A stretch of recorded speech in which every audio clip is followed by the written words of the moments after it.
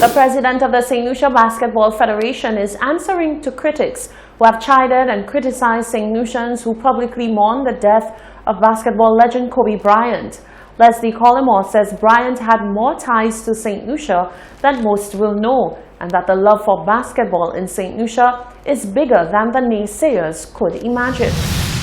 The president of the St. Lucia Basketball Federation has revealed that contrary to the criticisms from persons who question St. Lucians mourning the loss of Kobe Bryant by stating that the basketball legend never even knew about St. Lucia, he said they couldn't be more wrong.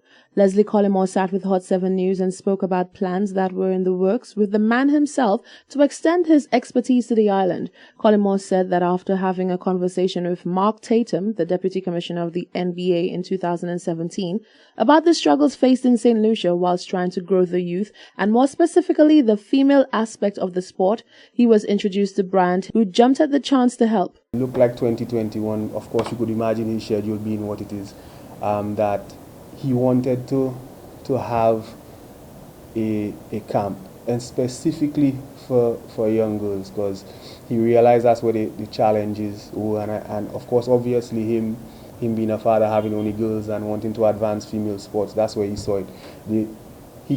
His reason for wanting to help St. Lucia is that we never asked for, there was not a commercial interest. We never said how we could leverage Kobe's star power to make money, and for that's why he selected that. Most times he gets a request, he stated, is because somebody wanted to make some money off of the Kobe Bryant brand. However, he felt that it was just us wanting to do well for the sport. The SLBF president said Bryant was so much more than basketball, and that it was only natural that persons would feel a sense of loss through his passing, as he had an impact on the lives of so many, including those who are not affiliated with the sport. What he's done, an Academy Award winner writing children's books. I mean, Kobe has done a lot, and I think that aside from basketball, what Kobe did for sports fans and the world was inspire people, to be the best that they can be all the time. Leave everything out there, whether it's sports or work, and it was coined by the phrase the Mamba mentality. I think that his ability to just inspire people in that way, I think that's why you see the great sense of loss from all athletes. If you look at, it's not just basketball. The Australian Open is going on, and you see players wearing Kobe Bryant vests. Rafael Nadal, paid homage to him. All over the world, you have people expressing a great sense of loss. Collymore highlighted a number of Bryant's achievements throughout his 20-year career, including 5-time NBA champion, 18 All-Star selections, 2 MVP titles, and 2 scoring titles. He said Bryant's abilities and consistencies are inspirational, to say the least. The ability for him to be so consistently excellent over these years. I mean, arguably after Michael Jordan, Kobe Bryant is the name that everybody's mentioned. So of course, Kobe was truly one of the global icons in the game, transcending not just basketball but sports in general. What he was able to do for women's sports, women's basketball, volleyball. He was an ambassador for the women's USA World Cup team. Collymore said St. Lucia's relationship with basketball goes even further than Kobe Bryant. He said currently there are 2 young St. Lucians, namely Terrence Mann, who plays for the LA Clippers, and Chris Boucher, who plays for the defending champions, the Toronto Raptors. Both men, he said, are actively working to push and promote this sport in St. Lucia. Reporting for Hot 7 News, I'm Rochelle Gonzalez. Commerce Minister Bradley Felix says the plans to have marijuana legalized in St. Lucia are well underway, despite the belief that the powers that be are dragging their feet on the matter. Felix expressed confidence in the process, stating that he does not believe the ship has sailed, leaving St. Lucia behind in an already booming industry. He says there are very good reasons behind the government's timing. There are a number of reasons why we are looking into this area. One of them has to do with within our own country, what happens to people who have been caught with marijuana, who are currently incarcerated because of marijuana, people who currently have a record, okay? How this affects their future, their livelihood, people who want to go to work overseas, and they have this as on their record. We are looking. One of the things that we have spoken to the legal team about is how do we get some of these records expunged, so people now would not have this thing as a burden. So it's not just, while I understand the investment part of it, a lot of people are excited about it, but it's also how we deal with certain things at home. He says his ministry has received some reports from their partners. However, they are awaiting the final reports from the Commissioner of Police. So we had put together a commission to have done some town hall meetings, to have also done various studies as it relates to reviewing what has already been done in the region, and pulling out what is best we believe for our own area. I'm awaiting that report. When I receive that report, hopefully sooner than later, I would be able to bring it to the cabinet, and we should be able to determine the best way forward. The minister says St. Lucia is in the perfect position to take advantage of the initiative, as a number of business people have expressed interest in the future industry. He says the island's location and soil makes it a viable and enticing option that business people will never pass up. The loss of one's sight is often regarded as a disability, while the management and staff of Rendezvous Hotel beg to differ. According to them, the blind are gifted far above others when it comes to truly indulging in culinary experiences. In 2020, the public is invited to come dine blind for a worthy cause on Valentine's Day with the launch of the first ever Dine in the Dark dinner. Jacques Wooding tells us more. No, I have not been kidnapped, and unfortunately I will not be starring in a Valentine's special of 50 Shades of Grey, but what I am is engaging in a new experience with blind welfare here at Rendezvous in VG. You will tune in with me and my blind date as we go on a sensual journey.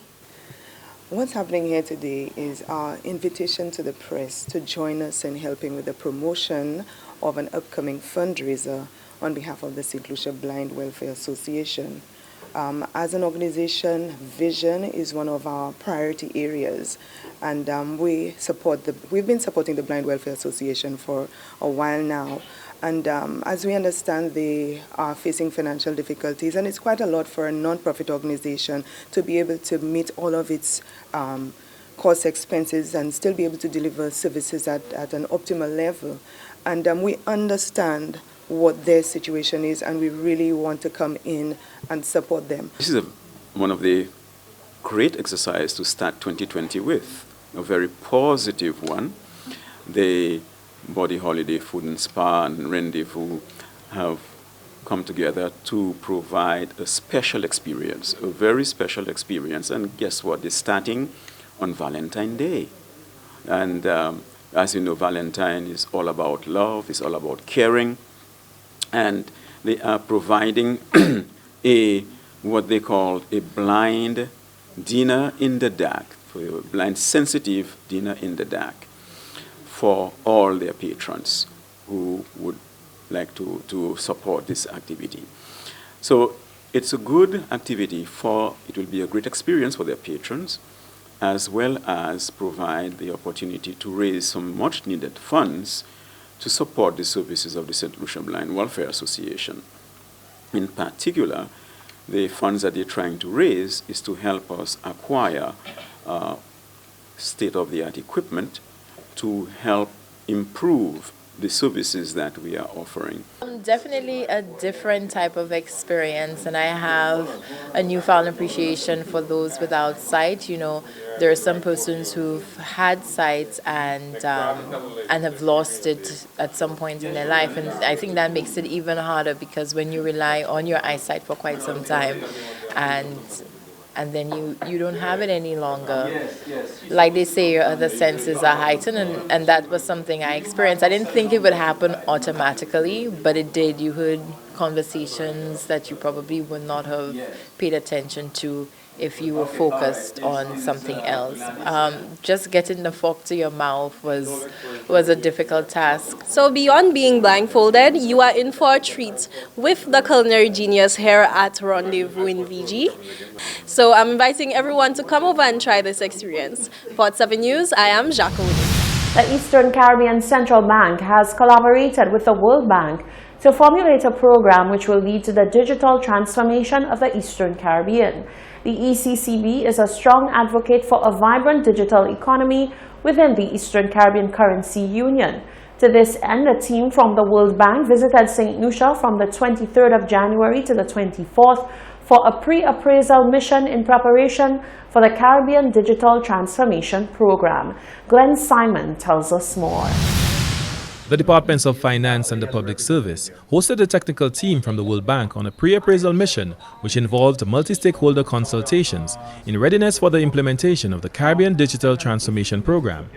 The program aims to strengthen the digital economy in the Eastern Caribbean Currency Union (ECCU), support regional collaboration to create common standards, regulations, policies and shared public investments, and create economies of scale.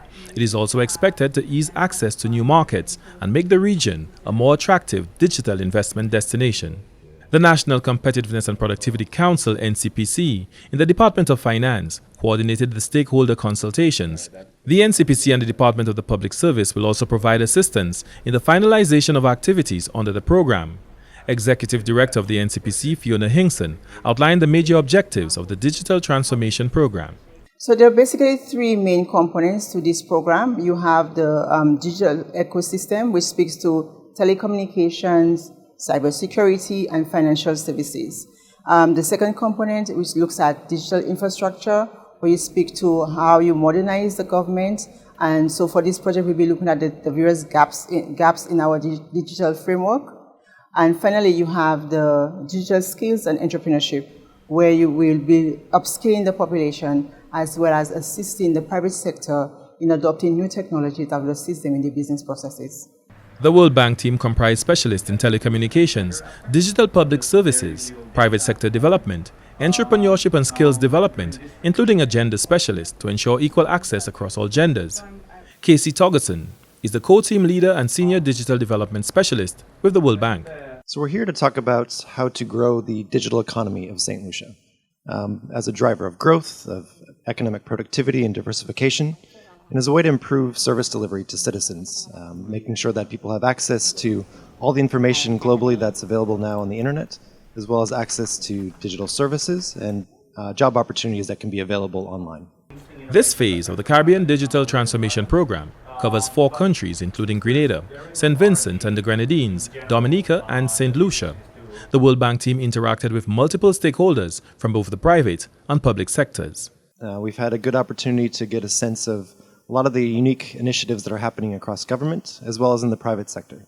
And there seems to be a lot of interest in the digital space, both from a service delivery perspective but also from the private sector perspective.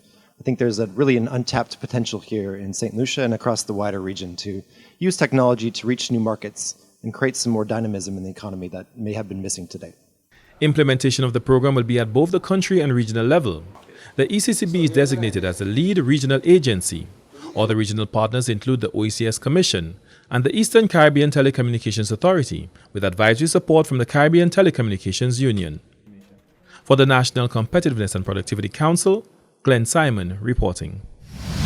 In keeping with international oil prices and government's application of the modified market pass-through petroleum pricing mechanism, the retail price of gasoline and diesel per gallon and the 20, 22 and 100-pound cylinders have changed. The retail price of kerosene and diesel remain unchanged. The price changes took effect Monday the 3rd of February. Gasoline increased from $13.24 to $13.43 per gallon. Kerosene remains unchanged at $8.30 per gallon. Diesel remains unchanged at $2.94 per liter, but increased from $13.36 to $13.37 per gallon.